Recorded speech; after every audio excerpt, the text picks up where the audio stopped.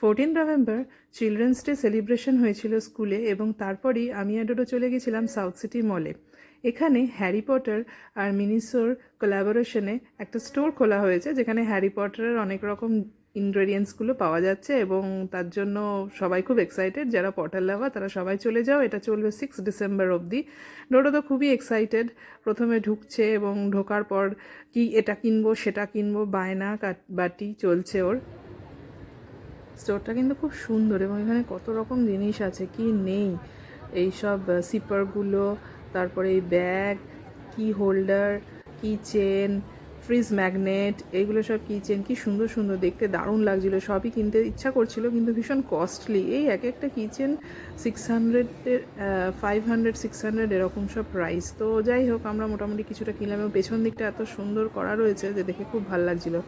আমরা fridge magnet আর একটা pen কিনেছি। খুব ভালো কেটেছে এবারে চিলড্রেন্স ডেটা, দারুণ এনজয় করেছি।